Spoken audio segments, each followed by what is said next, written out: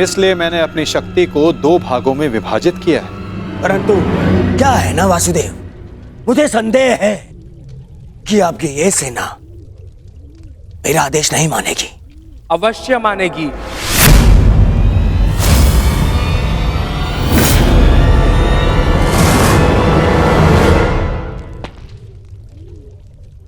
क्योंकि मैं नारायणी सेना का नेतृत्व करूंगा। मैं हस्तिनापुर की ओर से युद्ध में भाग लूंगा और नारायणी सेना का सेनापति बनकर निर्देश दूंगा। अब कोई छल नहीं कर पाएगा और ना ही कोई विद्रोह।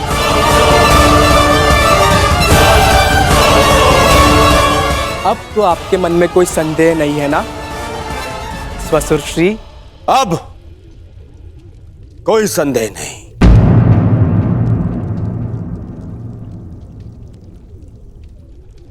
ये विभाजन मुझे स्वीकार है।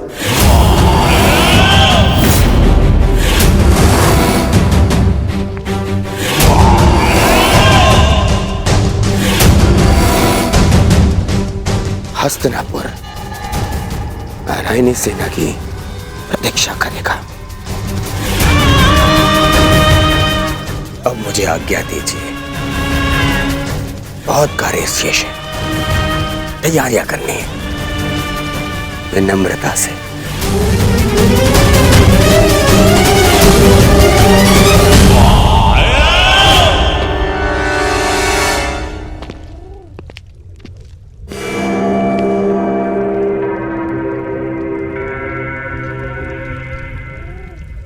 तुमने ऐसा क्यों किया पार्थ? मेरे समर्थन के लिए इतना बड़ा त्याग? मुझे ऐसा कुछ नहीं चाहिए माता जो मुझे आपसे दूर करे। ऐसी नारायणी सेना से क्या लाभ जिसमें नारायण ही ना हो? ये धर्म युद्ध है माता, और धर्म वहीं खड़ा होगा जहां आप होंगे। और धर्म की विजय कोई भी सेना नहीं रोक सकती। आप सदैव हमारे मार्गदर्शक रहे हैं। मुझे विश्वास है कि आप विजय का मार्ग अवश्य दिखाएंगे। मैं प्रतीक्षा करूंगा। मुझे ऐसा सुनकर अति प्रसन्नता हुई अर्जुन। लंबी यात्रा से आए, बहुत थक गए हो, जाकर विश्राम कर लो। कुछ प्रहर बाद चले जाओ। प्रणिपात।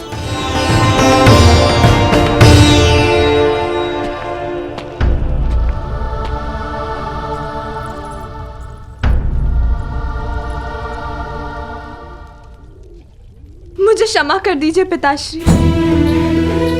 मैंने आपको पक्षपाती समझा। मुझसे बहुत बड़ी भूल हो गई। ठीक कहा था आपने। आप लोगों को नहीं चुनते, लोग आपको चुनते हैं।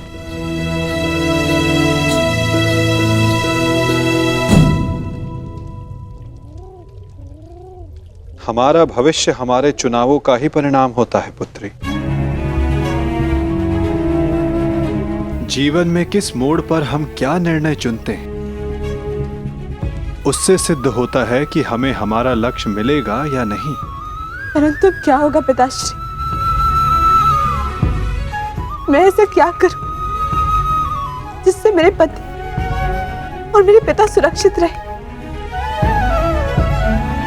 कर्म करो लक्ष्मण, फल की चिंता ना करो। तुम्हारे पिता और सांब को उनके कर्मों का फल मिलेगा और अर्जुन को अपने कर्मों का।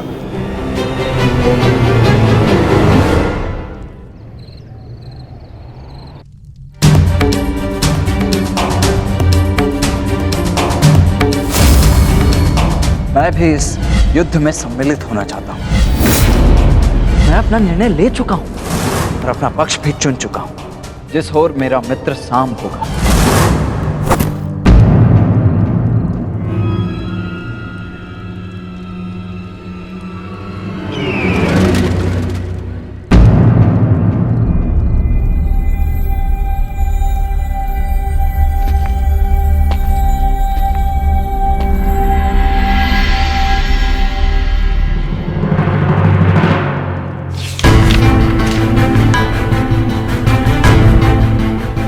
अंगराज, युवराज दुर्योधन द्वारका से हस्तिनापुर लौट रहे हैं और सूचना ये है कि नारायणी सेना दुर्योधन के पक्ष में आ गई है और कृष्ण अर्जुन के पक्ष में है। अंगराज, तुम शीघ्र हस्तिनापुर लौटो। युद्ध हस्तिनापुर की सीमा पर है। गांधार राज शकुनी।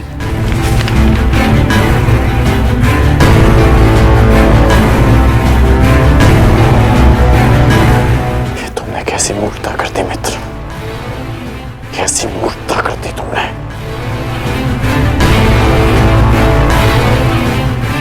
मुझे अभी द्वारका किले प्रस्थान करना होगा।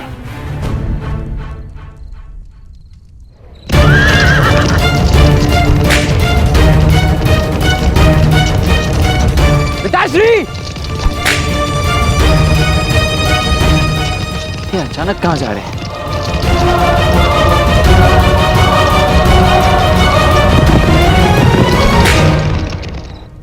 मां,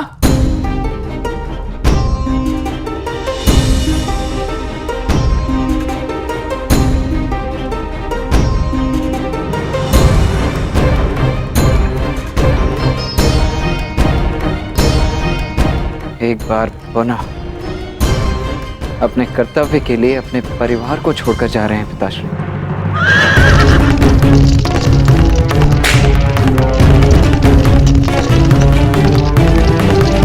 विश्वास नहीं होता,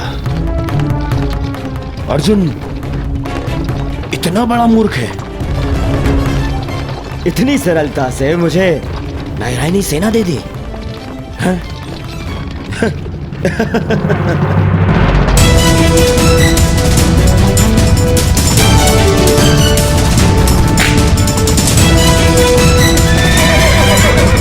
सारथी रोको। वेद,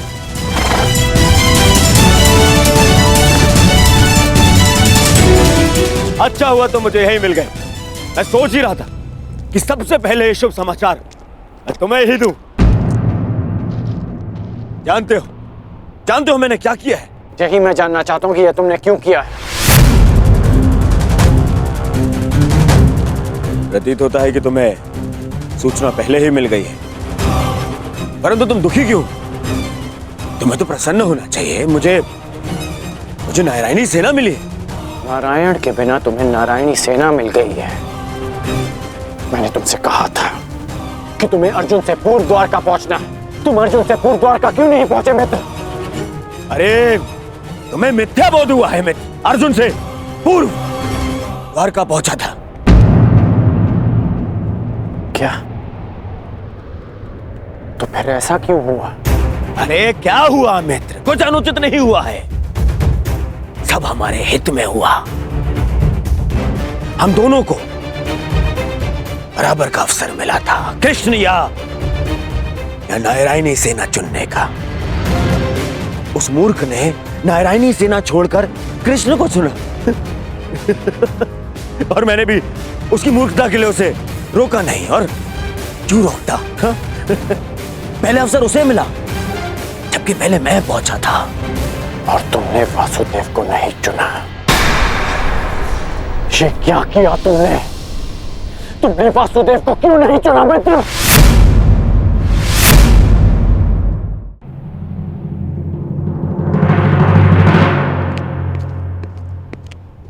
उस पाखंडी कृष्णा को ये उपहार दे देना। कहना उसको कि उसके पास मेरी एक वस्तु है जो मुझे चाहिए। तुम्हें चिंता करने की कोई आवश्यकता नहीं है मित्र। अब हमारा सामना कोई नहीं कर सकता है।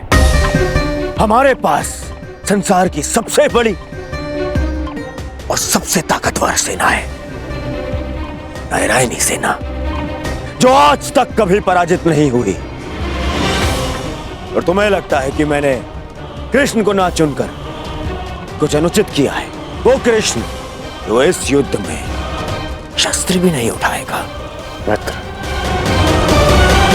तुम जानते हो कि नारायणी सेना आज तक अपराजित क्यों रही है? वो अपराजित रही है केवल वासुदेव के कारण। और आज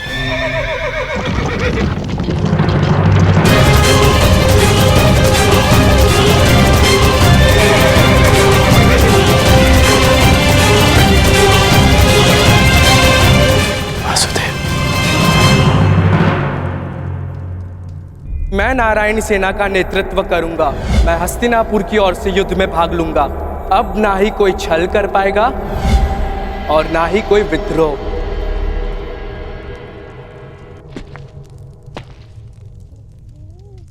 प्रणिपात माता। पार्थ, क्या हुआ पार्थ? कुछ भूल गए थे?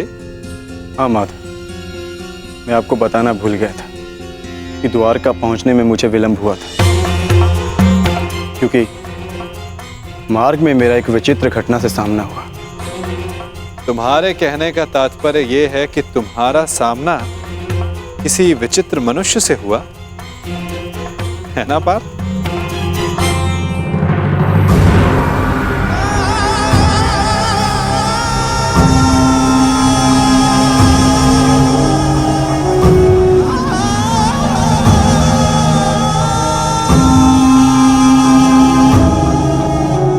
मैं यहाँ तुम्हारा ही तो कार्य करने आया था युवराज दुर्योधन। मैं वासुदेव, पौंड्रक वासुदेव। पौंड्रक वासुदेव, यही नाम बताया ना उसने?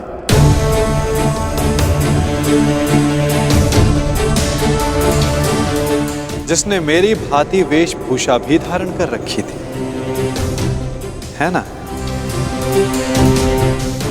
हाँ, आप जानते हैं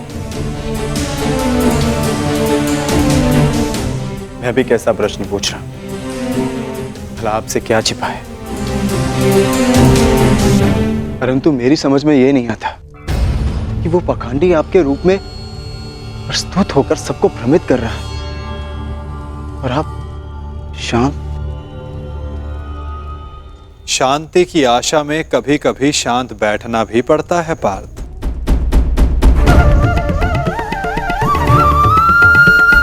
मुझे ज्ञात है कि पौंड्रक मेरे नाम का दुरुपयोग करके सबको भ्रमित कर रहा है, परंतु अवसर सबको मिलना चाहिए अपनी भूल सुधारने का। वही अवसर जो मैं सबको देता हूं, वही अवसर जो मैंने शिशुपाल को दिया था, वही अवसर जो मैंने कंस मामा को भी दिया था। और यदि मनुष्य अपनी भूल ना सुधारे तो उचित समय आने पर उसे अपने कर्मों के फल अवश्य मिलते हैं पार्थ।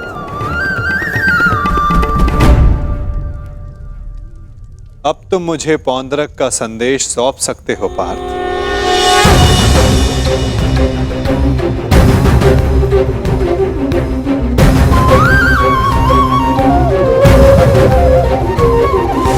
यदा यदा धर्मस्य ग्लानिर्भवति भारत परित्राणाय साधूनां विनाशाय च दुष्कृताम्।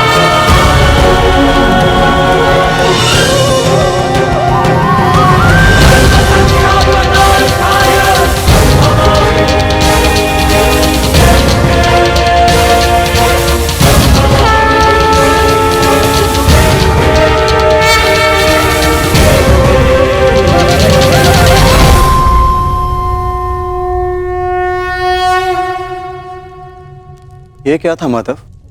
पौंड्रक का संदेश पार्थ। संदेश? हाँ पार्थ, ये संदेश कि जो भी मेरे दर्शाए मार्ग पर चलेगा पौंड्रक उसका नाश कर देगा।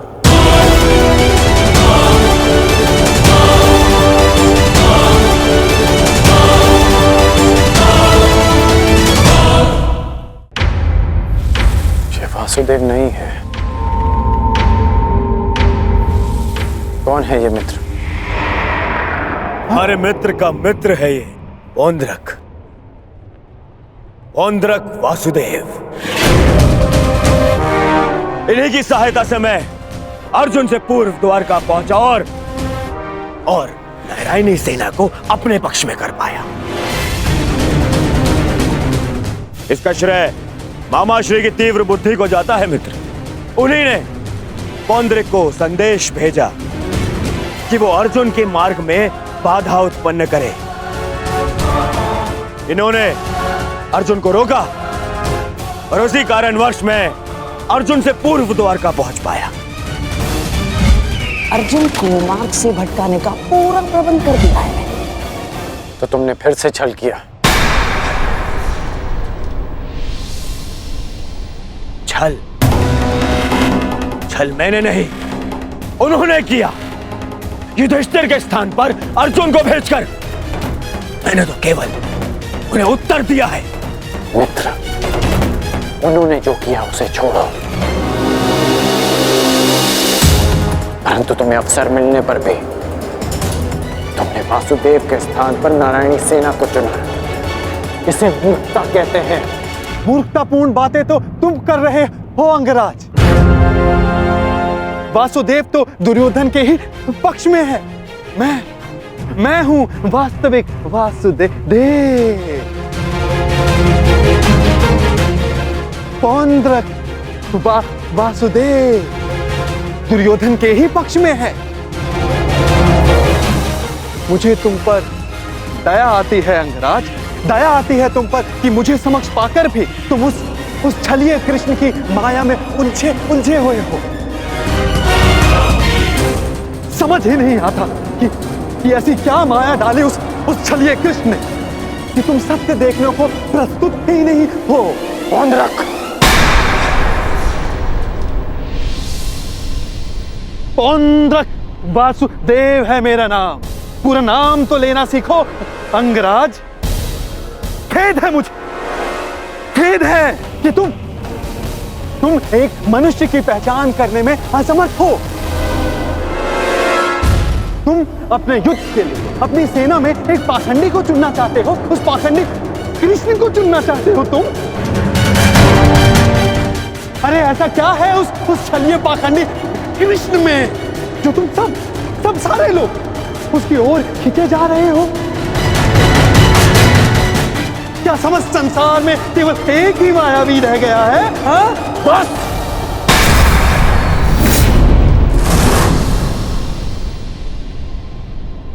बस तुम करो मित्र, बस। मुझे कृष्ण की वो विशाल सेना चाहिए थी जो मुझे मिल गई। वैसे भी वो निहत्था निशस्त्र कृष्ण मेरे किस काम का है? हाँ, सत्य कहा दुर्योधन, सत्य कहा। वो छलिया कृष्ण किसी काम का नहीं। देखना, तुम ही जीतोगे ये युद्ध, क्योंकि तुम्हारे पास केवल नारायणी सेना नहीं, स्वयं वास्तविक नारायण, वास्तविक वासुदेव, पौंड्रक वासुदेव। वो कृष्ण तो मेरा रूप रखकर सबको भ्रमित करता रहता है। बैरूपिया मात्र है वो तो। उस कृष्ण का तो इस संसार से मैं अब एक और शब्द वासुदेव के विरुद्ध मत कहना।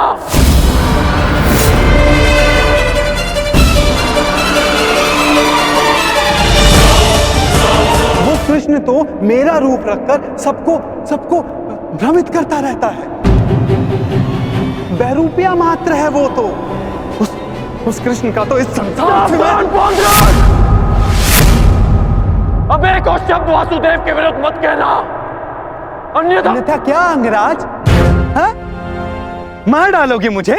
मार डालोगे?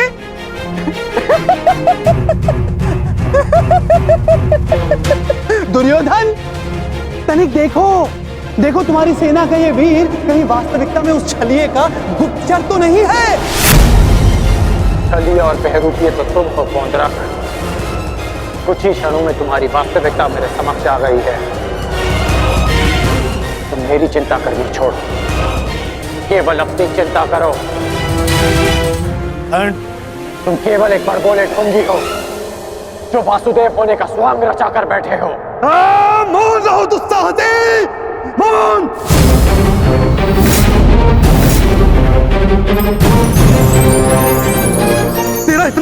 बात कि तू मुझे पौंद्र वासुदेव को ढोंगी कहता है, मूर्ख। शांत हो जाओ मित्र, शांत हो जाओ। पौंद्रक, कांड का यह तात्पर्य नहीं था, मेरा यही तात्पर्य था। ये ढोंगी है।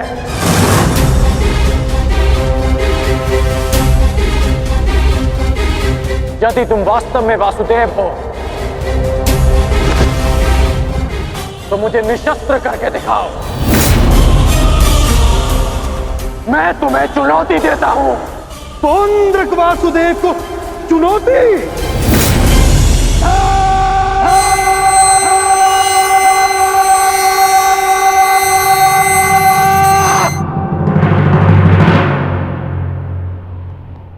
ऐसे खड़े खड़े देख क्या रहा है तू, मूर्ख?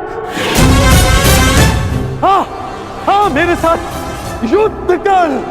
मेरे हाथों मरेगा, तुझे मोक्ष मिलेगा। हाँ, जिस प्रकार आज मैं तेरा अंत करने वाला हूं, उसी प्रकार मैं उस कृष्ण का भी अंत करूंगा, उस रणछोड़ का। जो रासलीला के नाम पर स्त्रियों को भ्रमित करता है, जो बाल क्रीड़ा के नाम पर स्त्रियों के वस्त्र चुराता है, जो स्वयंवर से स्त्रियों का हरण करता है, उस कृष्ण का पक्ष ले रहा है तू। उसके लिए तू मुझसे युद्ध कर रहा है। उस कृष्ण का भी मैं वध करूंगा, पहले तेरा, उसके बाद उसका। अब तुम्हें सीमा पार करती है।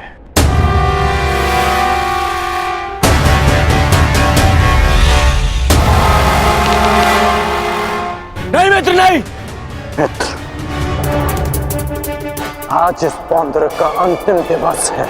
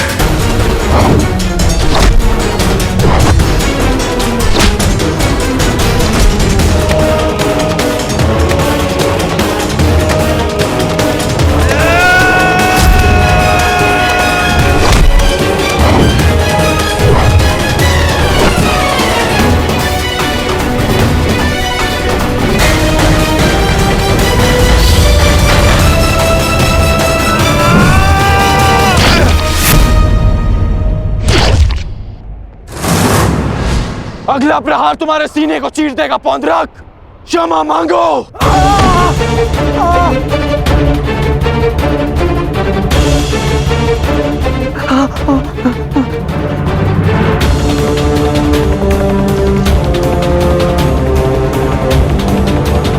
अब बोलो, क्या कह रहे थे तुम? कौन हो तुम? मैं ही हूं वास्तविक वासुदेव। पौंद्रक वासुदेव मैं ही हूं। पाखंडी! नहीं कर मित्र, नहीं नहीं मित्र। रुक जाओ अंगराज।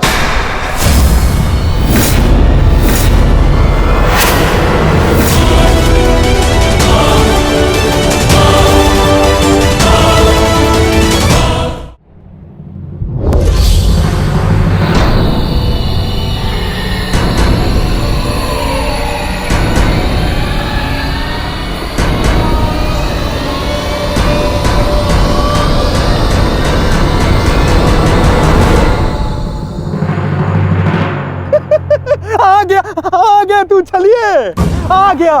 अंततः वो दिन आ गया कृष्ण, जिसकी वर्षों से मुझे प्रतीक्षा थी। यदि अंत से पूर्व मनुष्य को उसकी भूल का भान हो जाए तो अच्छा ही होता है। अब तो तुम्हें विश्वास हो गया होगा कि वास्तविक वासुदेव कौन है। मैं ही हूं वास्तविक वासुदेव। पौंद्रक वासुदेव, इसलिए जिसका अधिकार आरंभ से केवल मेरा है। मुझे मेरा सुदर्शन चक्र दे दो कृष्ण। देने ही तो आया हूं तुम, परंतु चेतावनी, मैं तुम्हें बहुत अवसर दे चुका हूं पौंड्रक। तुम्हारे पाप का घड़ा भरता जा रहा है पौंड्रक। अब मेरा स्वांग रचना बंद करो। चुप कर छलिए कृष्ण। तू ढोंग, तू छलिया मुझे बताएगा कि अब मुझे क्या करना चाहिए और क्या नहीं।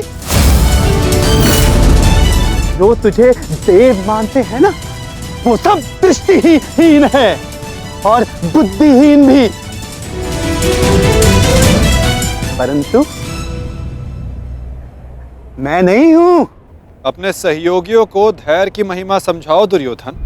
युद्ध प्रारंभ होने में अभी समय शेष है और समय से पूर्व युद्ध को आमंत्रण देना सर्वनाश को आमंत्रित करने के समान होता है दुर्योधन। क्योंकि इस समय मैं अस्त्र ना उठाने के लिए बंधित नहीं हूं। मनुष्य को खाई में गिराने के लिए उसका केवल एक पग पर्याप्त होता है पौंड्रक। अभी अभी मैंने कर्ण को रोककर तुम्हें मृत्यु के मुख में जाने से रोका है। कदाचित तुम्हारा अगला पग तुम्हारा अंत ना रोक पाए पौंड्रक।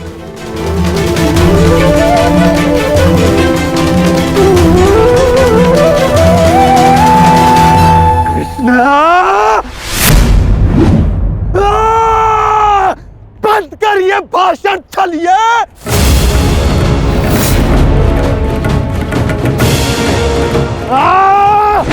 छलिए पाखंडी, आज मैं तेरा अंत करके ही रहूंगा कृष्ण। धैर्य रखो मित्र, क्रोध मुझे भी आ रहा है। अपने क्रोध को युद्ध के लिए बचा के रखो।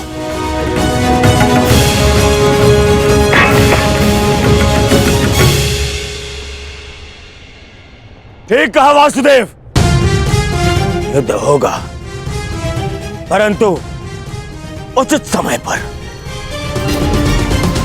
और उचित स्थान पर।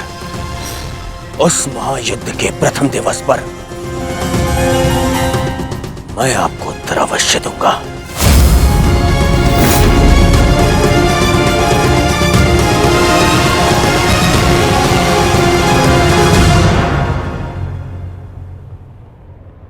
तुम चोटिल हो मित्र, आओ तुम्हें तुम्हारे शिविर पर छोड़ दूं।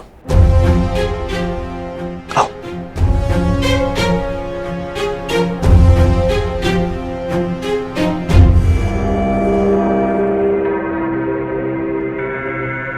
मित्रकर्ण, तुमसे हस्तिनापुर पे भेंट होगी।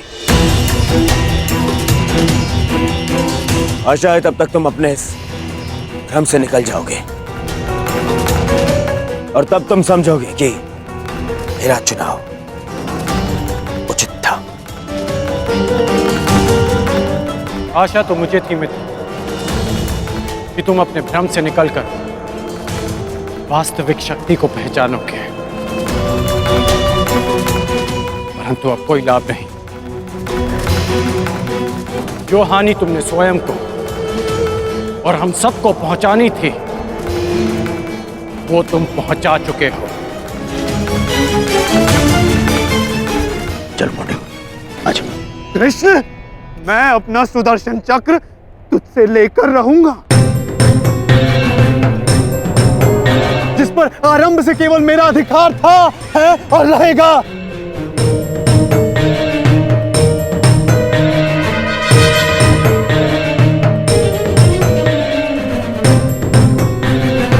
चलो सारथी।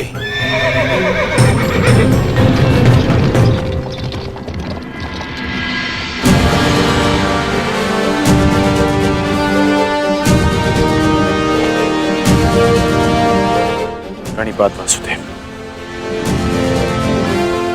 आज्ञा थे।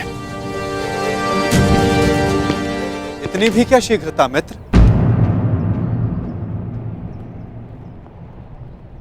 सारथी रह चुका हूं तुम्हारा। आज भी अपने रथी का मन पढ़ सकता है ये नटवर।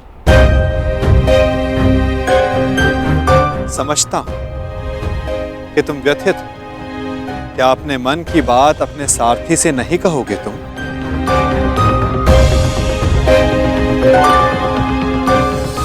अपने रथी का मन आप पढ़ सकते हैं ना, तो पढ़ लीजिए। इसीलिए कहता हूं मित्र, तुम्हें प्रसन्न होना चाहिए।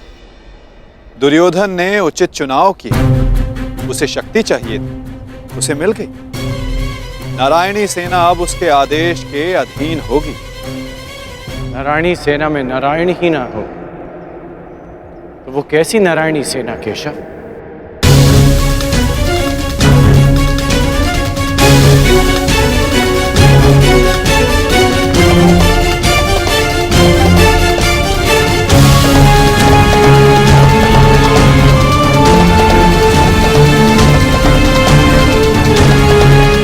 जो दुर्योधन ना पहचान सका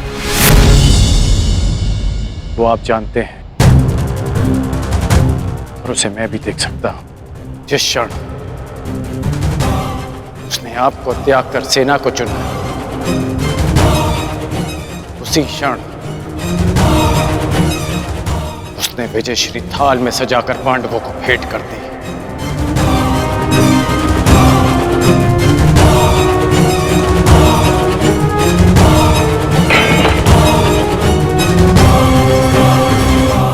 ऐसा क्यों लगता है मित्र? नारायणी सेना दुर्योधन के अधीन होने से उसकी शक्ति में वृद्धि अवश्य हुई है। तुम्हें नहीं लगता कि अर्जुन ने भूल की? क्या मिला उसे निहत्थे कृष्ण को चुनने से? जिसके हाथ के संकेत से सृष्टि बनती है और बिगड़ती है, वो कैसे निहत्था हो सकता है वासुदेव? परंतु सत्य ये भी है मित्र कि मेरे युद्ध में उपस्थित रहने पर भी मैं युद्ध नहीं करूं, तो फिर मुझसे किसी को क्या हानि और क्या लाभ? सबसे बड़ा अस्त्र तो आप चला चुके हैं, स्वयं को दुर्योधन के विपक्ष में रखकर। आप ही कहते हैं ना कि निर्णय ना लेना भी कभी कभी सबसे महत्वपूर्ण निर्णय होता है, कि हम पक्ष ना चुनकर भी कभी कभी पक्षपात कर जाते हैं, भले ही संसार ना देख पाए। परंतु मैं जानता हूं कि आपने पक्ष लिया है वासुदेव।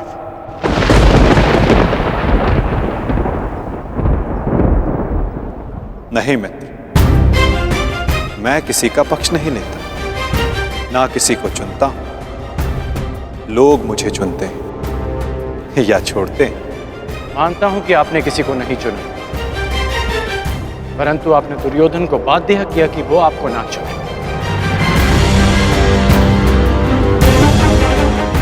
आपने ऐसी परिस्थितियां उत्पन्न की कि वो ही आपको चुने जिसे आप चुनना चाहते हैं।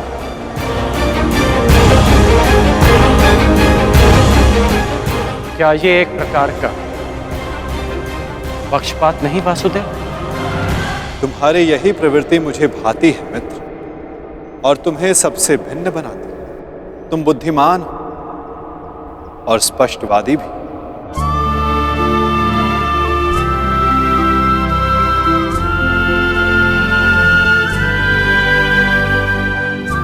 ऐसा होकर भी क्या लाभ वासुदेव,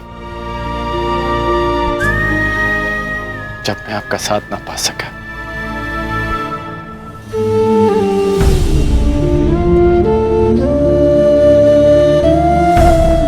कितने वर्ष हो गए हमारी भेंट को?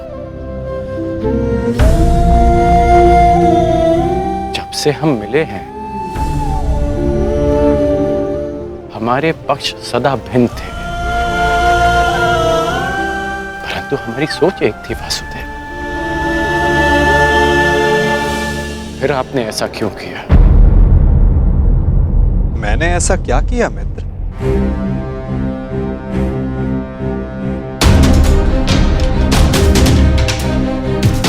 आप सब जानते हैं फिर भी ये प्रश्न कर रहे हैं। अब तो मान जाइए कि आप पक्षपाती हैं। कैसा पक्षपात अंगराज?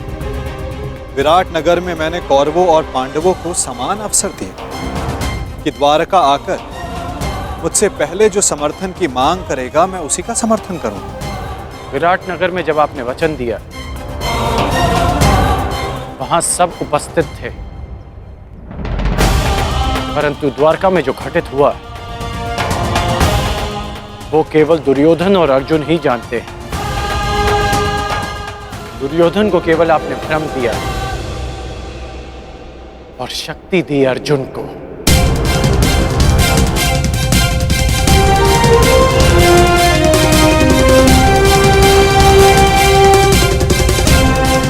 द्वारका में जो घटित हुआ वो केवल दुर्योधन और अर्जुन ही जानते हैं। दुर्योधन को केवल आपने भ्रम दिया और शक्ति दी अर्जुन को। नारायणी सेना को चुनना दुर्योधन का चुनाव था मित्र। मैंने तो उसे केवल विकल्प दिए। अब दुर्योधन ने क्या चुना ये तो उसका निर्णय है। इसमें मैं क्या कर सकता था? आप जो कर सकते थे आपने किया माधव, और उसका परिणाम वही हुआ जो आप चाहते थे। यदि आप पक्षपाती नहीं होते तो अर्जुन को देखते ही आप उससे पूछते हैं कि वो युधिष्ठिर के स्थान पर वहां क्या कर रहा है, परंतु आपने ऐसा नहीं किया। यदि तुम दुर्योधन के चुनाव पर निराश हो तो खेल मैंने नहीं, उसके दम, उसके लालच, उसके अहंकार ने खेला है मित्र। आप भी भली भांति जानते हैं कि दुर्योधन युधिष्ठिर से कहीं अधिक सक्षम शासक है। इस समय भारत को शासक की नहीं, धर्म की आवश्यकता है, धर्मराज की आवश्यकता है मित्र। फिर भी मैंने तुम्हारे तथाकथित सक्षम शासक को विकल्प दिए मित्र, जो विकल्प चुनने में ही चूक गया। वो कैसा सक्षम शासक मित्र? और मेरे विकल्प का क्या? आपने मुझे विकल्प क्यों नहीं दिया? कौरवों और पांडवों के मध्य आपने मुझे क्यों छोड़ दिया? क्या आपकी दृष्टि में मेरा कोई महत्व नहीं केशव? मैंने तो सदैव तुम्हें विकल्प दिए मित्र। अब तुमने ही मुझे नहीं चुना तो उसके लिए तुम स्वयं उत्तरदायी। मैंने तो वर्षों पहले तुम्हारा सारथी बनना स्वीकार किया था मित्र, परंतु तुमने ही अलग मार्ग चुना। मैं तुम्हें सदा धर्म के लिए लड़ते देखना चाहता था, परंतु तुमने सदैव दुर्योधन के छल का साथ दिया।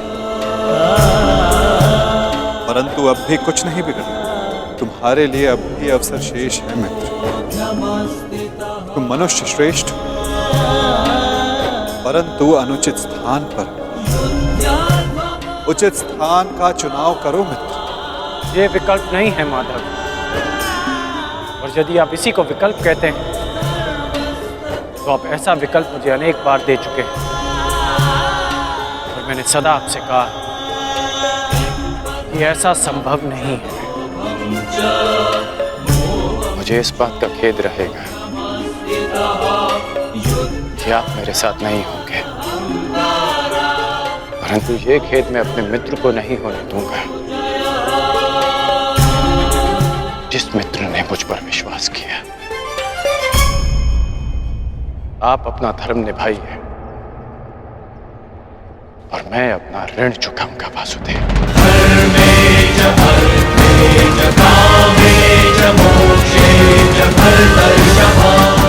युद्ध में भेंट होगी, प्रणिपात वासुदेव।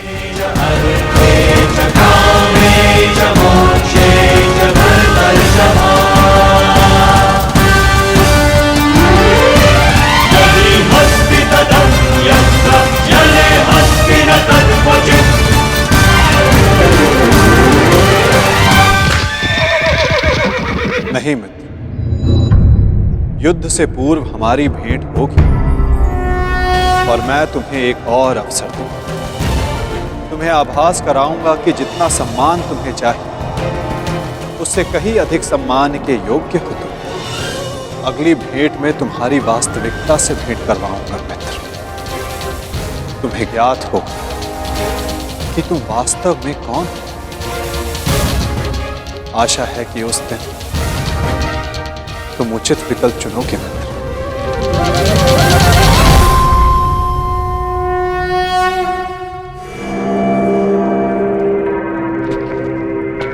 अमश्री,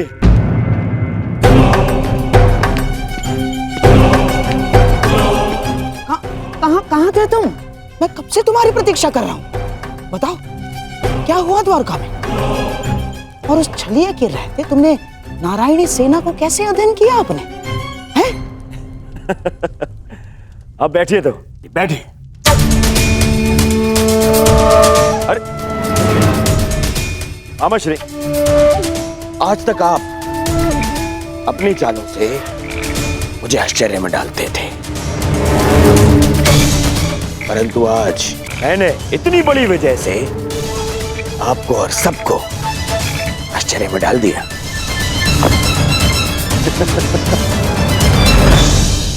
सब इतने प्रसन्न है मेरे इस निर्णय से, सवाए मेरे मित्र कर्ण के।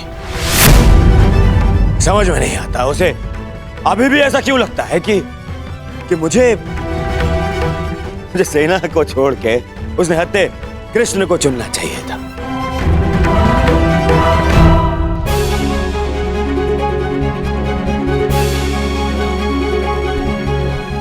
आज वासुदेव हमारे साथ है, तो इसका सारा श्रेय पांचाली को जाता है। यदि तुमने अर्जुन को ना भेजा होता तो कदाचित ये संभव ना होता। आपका मेरे प्रति इतना विश्वास मेरे लिए बहुत सम्मान की बात है आर्य, और मुझे भी पूर्ण विश्वास है कि आप हस्तिनापुर के लिए अधिक योग्य शासक सिद्ध होंगे। अरे कोई जाओ, समझाओ, बताओ उसे कि कितनी बड़ी भूल कर रहा है वो। भूल तो तुम कर रहे हो दुर्योधन।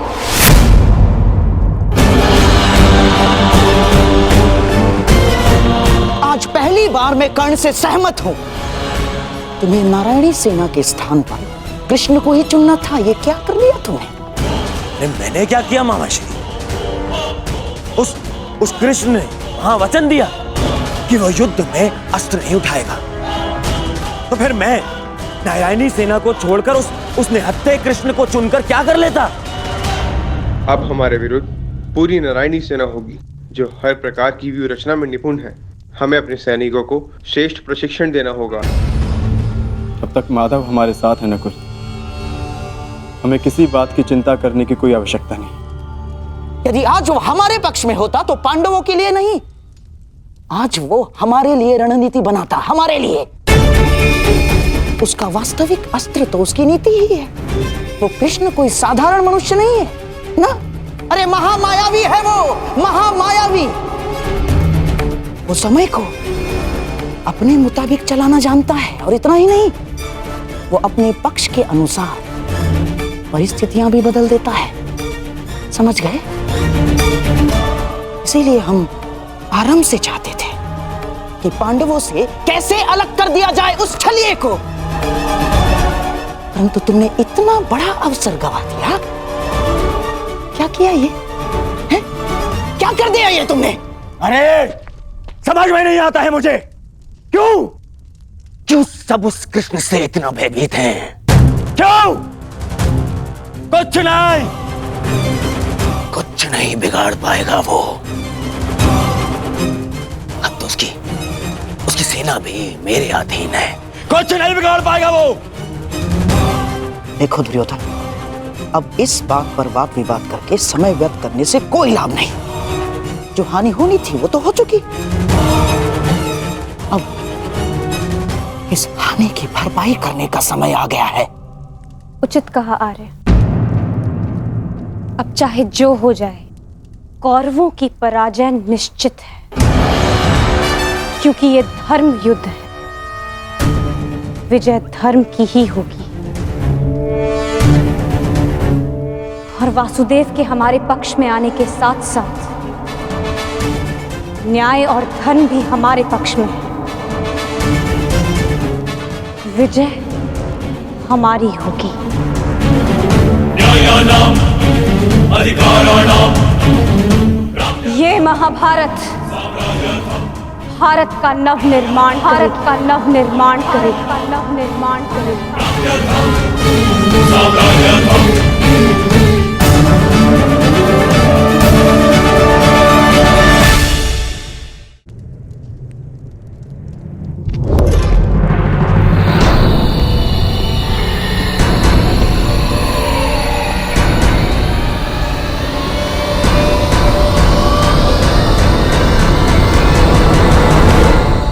अच्छा हुआ कर्ण, तुम आ गए। हम तुम्हारी प्रतीक्षा कर रहे थे। हाँ, सभा का आरंभ मैं सबसे पूर्व महाराज धृतराष्ट्र को राजकुमारी लक्ष्मणा के विवाह की बधाई देकर करना चाहता हूँ। बधाई हो महाराज। और हाँ, अत्यंत खेद के साथ मुझे ये भी कहना पड़ रहा है कि ये अंतिम शुभ अवसर था जिसमें सारे कुरुकुल ने भाग लिया। हाँ, क्या पता इस युद्ध के पश्चात कौन जीवित रहेगा और कौन नहीं।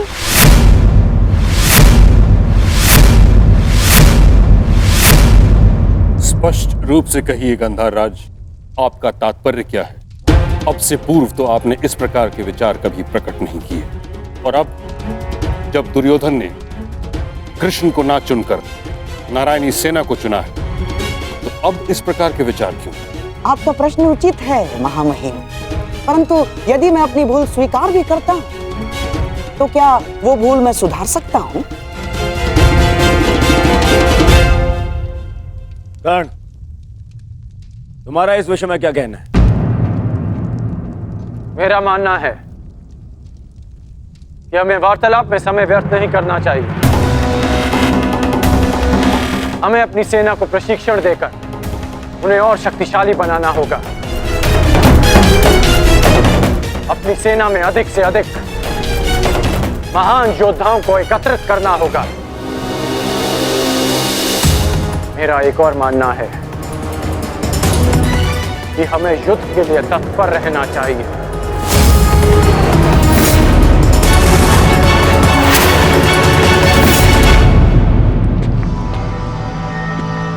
क्या तुम्हें भी यहाँ उपस्थित होने के लिए कहा गया?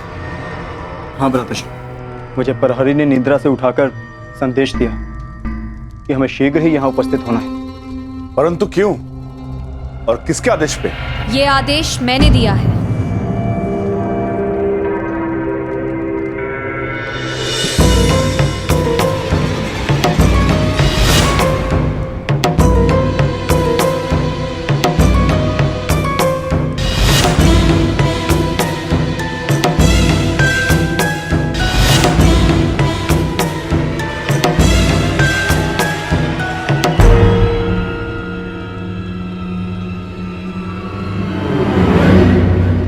पांचाली, इतनी रात में तुम ये? क्योंकि ये समय सोने का नहीं है धर्मराज, जागने का है। और जो बात मैं कहना चाहती हूँ उसके लिए सूर्योदय की प्रतीक्षा नहीं कर सकती। ऐसा क्या है पांचाली?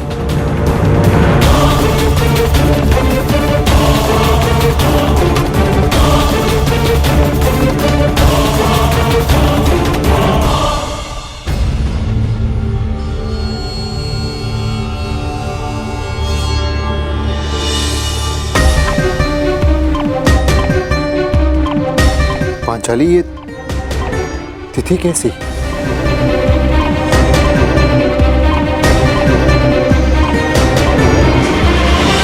ये वो तिथि है आर्य जिस दिन हम कौरवों के विरुद्ध युद्ध आरंभ करेंगे। यदि ये युद्ध हुआ तो कितने योद्धा और कितने सैनिक मारे जाएंगे? महाराज, इस तथ्य से सभा में उपस्थित सभी मनुष्य अवगत हैं। हाँ, ये भी तो हो सकता है कि हम में से किसी को युद्ध में जाने की आवश्यकता ना पड़े।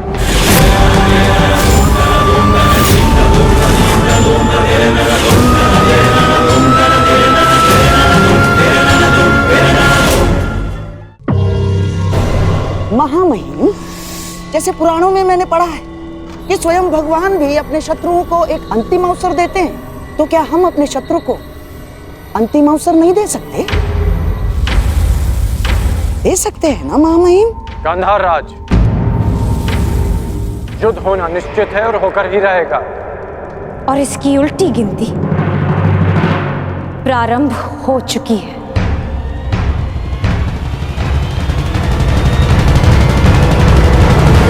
मैं तुम्हारे विचारों से सहमत नहीं हूं। जितना असहमत मैं गंधार नरेश की सोच से हूं, उतना ही असहमत मैं इस निष्कर्ष से हूं। हर परिस्थिति में संधि युद्ध से श्रेष्ठ होती है। हमें पांडवों से संधि वार्ता कर लेनी चाहिए। युद्ध अभी प्रारंभ नहीं हुआ है महाराज, हम इसे रोकने का प्रयास कर रहे हैं। हमें पांडवों से शांति वार्ता करनी चाहिए।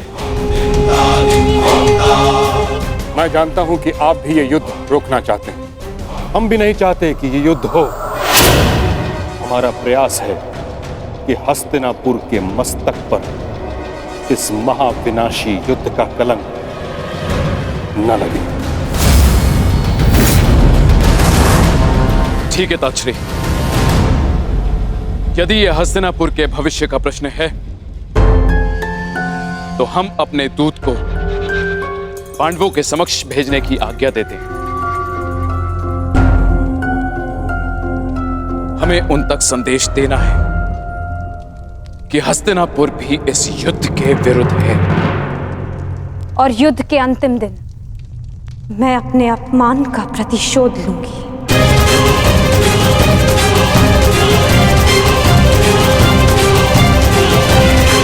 जिस दिन दुर्योधन का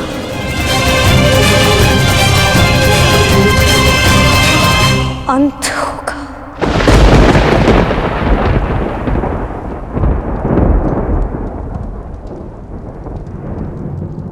महाराज, ऐसे ये मेरा अंतिम निर्णय है कर्ण। हमें अपनी ओर से एक प्रतिनिधि चुनना होगा। क्या आपके मस्तिष्क में कोई नाम है महाराज? संजय,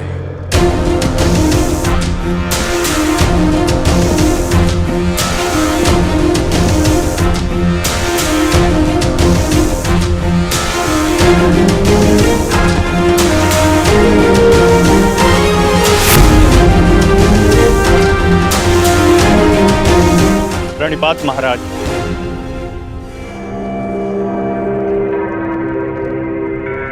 मुझे भी संजय के साथ जाने की आज्ञा दीजिए महाराज। नहीं कर्ण, यह एक अत्यंत संवेदनशील प्रकरण है। हमें योद्धा नहीं, नीतिपरक मनुष्य चाहिए।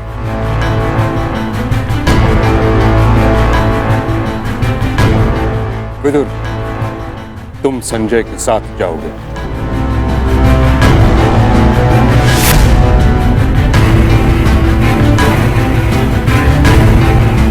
तो ठीक है, विदुर और संजय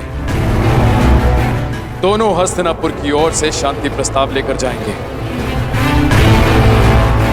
यह एक पारिवारिक प्रकरण है और हम नहीं चाहते कि परिजन ही परिजनों का रक्त बहाए। उचित है पांचाली, उचित है। अब ये युद्ध तुम्हारे बताए हुए दिन ही आरंभ होगा।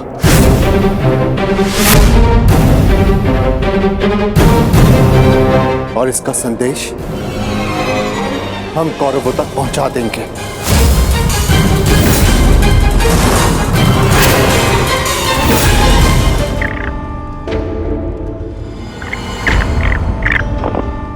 अपने खेल पर ध्यान रखो दुर्योधन, नहीं तो तुम मुझे परास्त नहीं कर पाओगे। क्षमा कीजिए महाश्री, आपके इस अवसर में आपके जितना कौशल नहीं है मेरा, और खेल में मेरा ध्यान नहीं लग रहा है, क्योंकि मुझे समझ में ही नहीं आ रहा है कि आपने ऐसा किया क्यों। मैं पांडवों के समक्ष प्रस्ताव ले जाने के विरुद्ध था, आपने मुझे बाध्य किया। क्यों? आप पांडवों का विनाश नहीं चाहते? आप बदल गए हैं क्या? क्यों आपने पिताश्री को शांति प्रस्ताव ले जाने के लिए मनाया? तुम्हें क्या लगता है दुर्योधन, क्या यह शांति प्रस्ताव युद्ध को रोक पाएगा? कदापि नहीं। अब यह युद्ध होकर रहेगा। इस युद्ध को कोई नहीं रोक सकता। अरे तो फिर संजय और विदुर को शांति प्रस्ताव लेकर क्यों भिजवाया आपने? अरे क्यों ना बताइए ना। बताता, समझो दुर्योधन, जिस प्रकार हम दूत भेजेंगे उसी प्रकार वहां से भी उन्हें दूत भेजना होगा ना। तुम्हें क्या लगता है कौन आएगा दूत बन के पांडवों की तरफ से? कौन आएगा? वही जो दर्शाता तो यही कि उसका किसी भी निजी प्रकरण से कोई संबंध नहीं, परंतु जो हर प्रकरण में बीच में घुस आता है, जो मेरे हर छल को अपनी बुद्धि के बल से असफल कर देता है, वो जिसकी मनोहर बातों का व्यू गुरु द्रोणाचार्य के चक्रव्यूह से भी अधिक शक्तिशाली है, वो जो हस्तिनापुर के सिंहासन पर तुम्हें नहीं उन पांडवों को बिठाना चाहता है। वही छलिया, वही वासुदेव कृष्ण। ये तो उसमें हंसने वाली क्या बात है? उसका क्या? बताता हूं।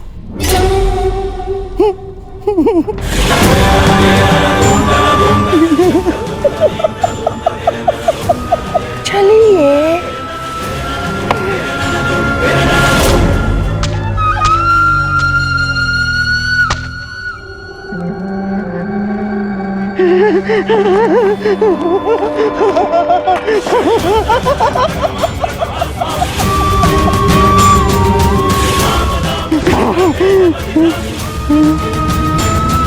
कृष्ण यहाँ आएगा तो अवश्य, परंतु जा नहीं पाएगा।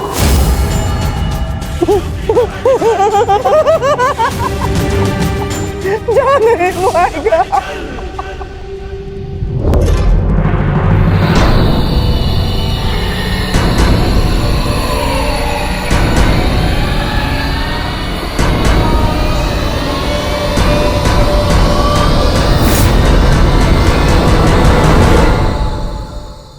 आपका क्या मत है वासुदेव? मैं इस प्रकरण में सम्मिलित ही नहीं हूं संजय महोदय, इसलिए इसका निर्णय भी युधिष्ठिर और दुर्योधन पर निर्भर करता है। परंतु मेरा यह कर्तव्य है कि मैं आप लोगों के विचारों को जानूं, क्योंकि शांति प्रस्ताव के लिए आप सबके समक्ष मुझे भेजा गया है और मैं ये आशा करता हूं कि धर्मराज भी शांतिपूर्वक इस प्रस्ताव पर विचार करेंगे। वो तो इस पर निर्भर करता है कि आपके युवराज का क्या विचार है। मैं केवल महाराज धृतराष्ट्र का संदेश लेकर आया हूं वासुदेव। युवराज दुर्योधन के विचार मैं नहीं जानता, क्योंकि मेरे पास दिव्य दृष्टि नहीं है। किसे ज्ञात संजय महोदय, किसी दिन आपको दिव्य दृष्टि मिल जाए और आप वो देख पाए जो सबके लिए संभव ना हो।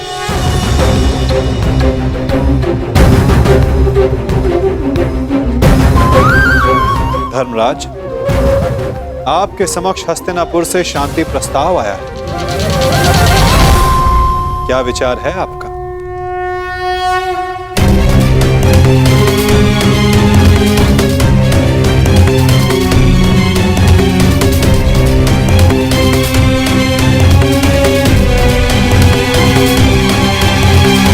यदि हस्तिनापुर शांति चाहता है तो हमें भी युद्ध करने की कोई ललक नहीं।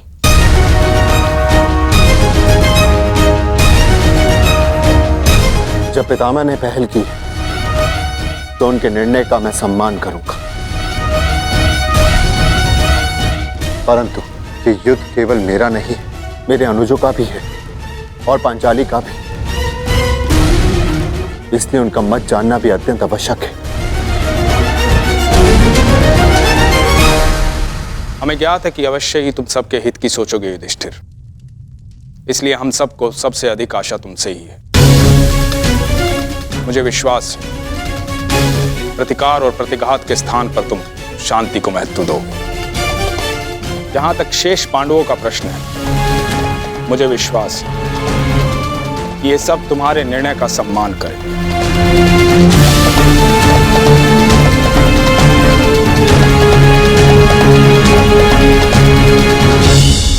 विचार विमर्श करके उत्तर दे धर्मराज, क्या निर्णय होगा आपका?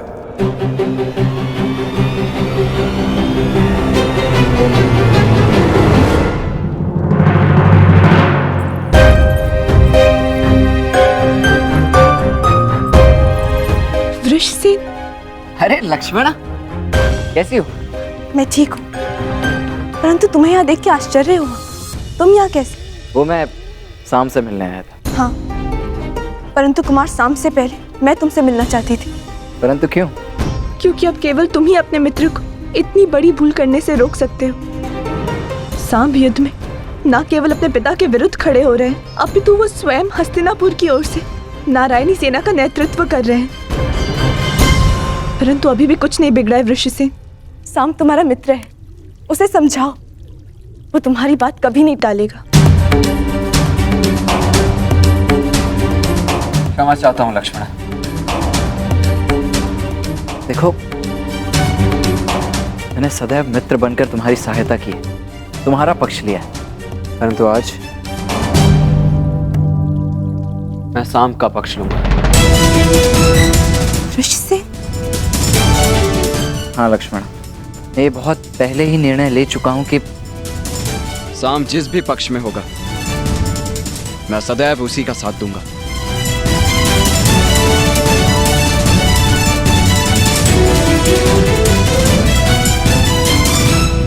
परंतु तुम्हें चिंता करने की आवश्यकता नहीं है लक्ष्मण।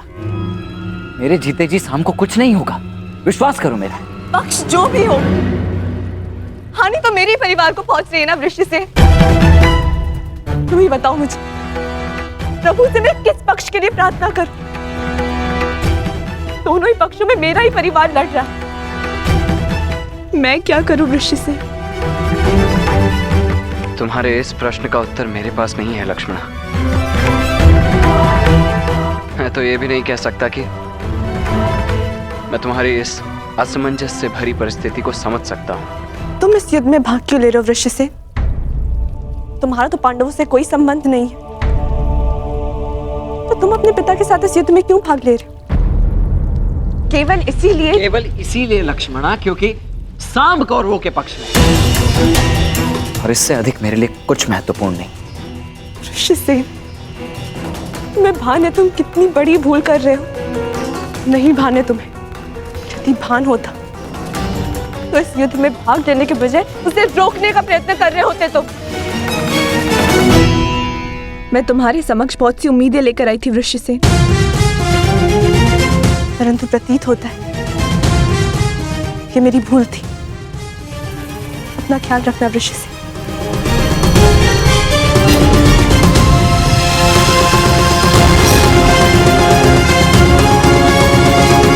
अब मैं तो क्या, कोई भी इस युद्ध को होने से रोक नहीं सकता है लक्ष्मण। तुम्हारा अपमान मुझे स्मरण है पांचाली, परंतु इस महायुद्ध में केवल महाविनाश होगा। दोषियों को दंड अवश्य मिलेगा, परंतु सहस्त्रों लाखों निर्दोषों के प्राण भी जाएंगे। न जाने कितने परिवार बिखर जाएंगे पांचाली, कितने परिवार। और न्याय का क्या धर्मराज? ये युद्ध न्याय का है, और आपकी ली हुई प्रतिज्ञा का क्या? अरे भीम, मैं कुछ नहीं भूला हूं पांचाली, ना ही तुम्हारे अपमान को, ना ही मेरी प्रतिज्ञा को। और जहां तक बात है इस शांति प्रस्ताव की, तो मैं इससे बिल्कुल सहमत नहीं। परंतु पांचाली, हम सब तुम्हारा मत जानना चाहते हैं, क्योंकि यह प्रस्ताव स्वयं पितामह और महाराज के द्वारा भेजा गया है, और इसे ऐसे ही ठुकराया भी नहीं जा सकता। आप भूल रहे हैं वृकोदर, उस सभा में श्रद्धेय पितामह और महाराज धृतराष्ट्र भी उपस्थित थे, और वो भी मेरा अपमान होने से नहीं रोक पाए थे। मुझे लगा था कि वनवास पूर्ण होने के पश्चात हम सबके जीवन का एक ही उद्देश्य है, कौरवों का विनाश।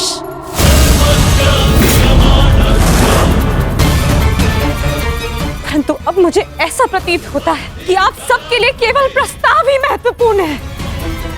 एक प्रस्ताव पर आपने अपना सब कुछ खो दिया,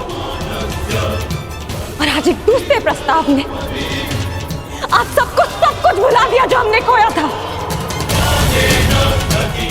क्या एक शांति प्रस्ताव कौरवों के दिए गए वर्षों पुराने घावों को भर सकता है? आप सबके दिए गए वचनों को भुला सकता है? यज्ञसेन, यदि तुम चाहो तो इस संधि को ठुकरा सकती हो। तुम्हें इसका पूर्ण अधिकार है, परंतु इसके पहले कोई भी निर्णय लेने से पूर्व मैं सखा वासुदेव से वार्तालाप करना चाहती हूँ।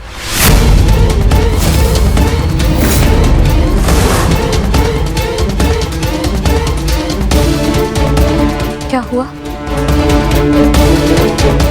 सखा कहाँ है? वो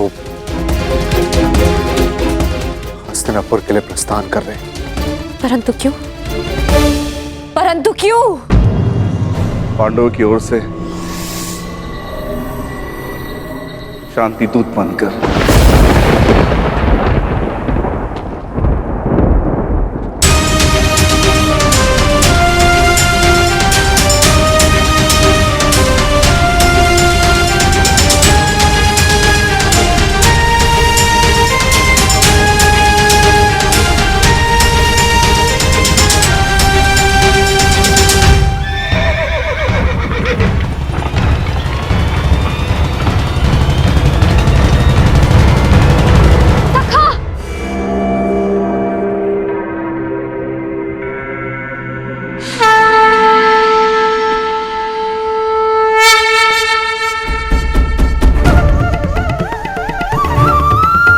क्रोधित हो अपने सखा से?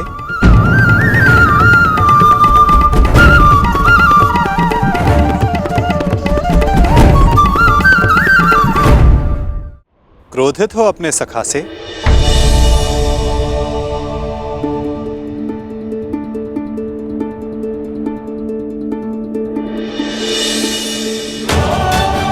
लगा प्रस्थान कर गए। भला अपनी सखी से मिले बिना मैं प्रस्थान करने की सोच भी कैसे सकता हूं? जानता हूं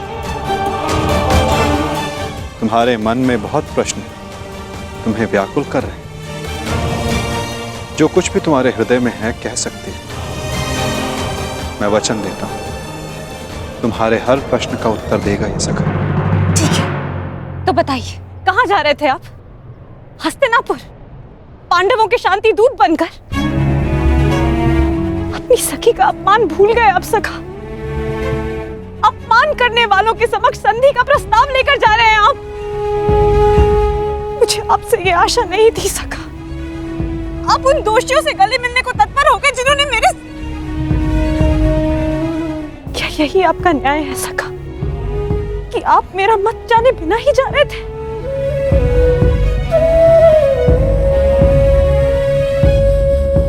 नहीं सखी, ऐसा नहीं।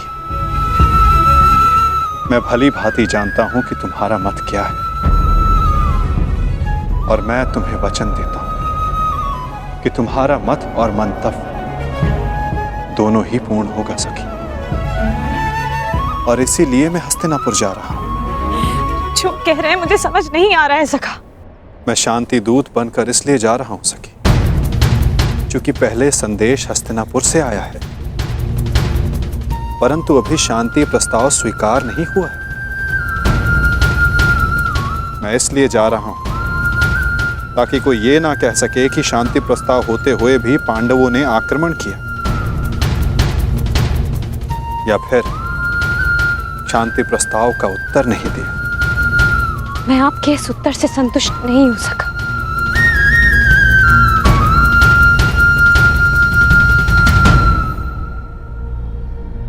सखी, मैंने तुम्हें यह कहा था कि मैं तुम्हारे प्रश्नों का उत्तर दूंगा, परंतु संतुष्ट होना या ना होना ये तुम पर निर्भर करता है सखी। अब मुझे हस्तिनापुर जाने की आज्ञा दो।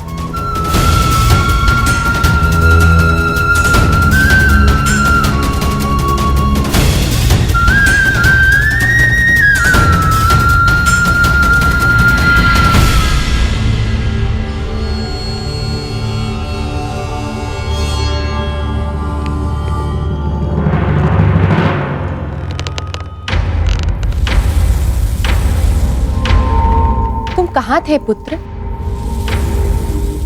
द्वारका। परंतु क्यों? मैं पहले ही बता चुका हूं कि मैं इस युद्ध में भाग ले रहा हूं और उसी पक्ष से लड़ने वाला हूं जिस पक्ष से मेरा मित्र साम लड़ने वाला है। साम युवराज दुर्योधन के पक्ष में है और इसीलिए मैं भी वही हूं। मौन क्यों है? समझाइए, इसे रोकिए। अपने पति को अपने आराध्य वासुदेव के विरुद्ध खड़ा देखना क्या कम था, जो अब मेरा पुत्र भी उनके विरुद्ध खड़ा होगा? नहीं, मैं तुम्हें इस युद्ध में भाग नहीं लेने दूंगी। कुछ नहीं होने दूंगी तुम्हें।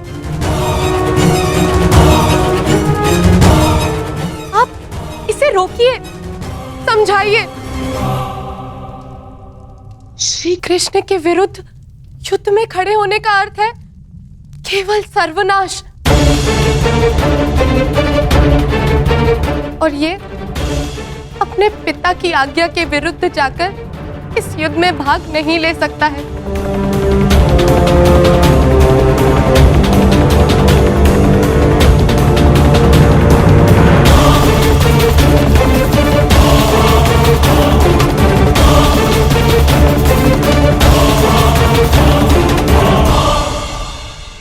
जब तुमने मुझ पर बाण छोड़ा तो तुमने मेरे सीने को लक्ष्य बनाया था, परंतु तुम्हारा लक्ष्य थोड़ा चूक गया। उसमें तुम्हारी भूल नहीं थी, उसका कारण तुम्हारा धनुष था। तुम्हारा धनुष संतुलित नहीं है।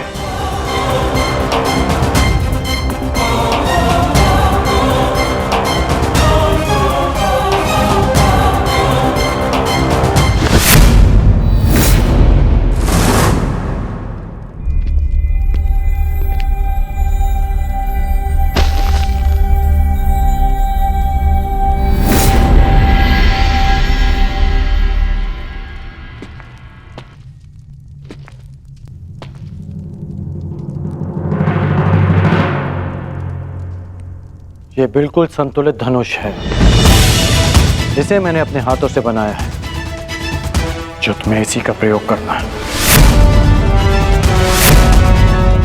लक्ष्य कभी नहीं चूकेगा।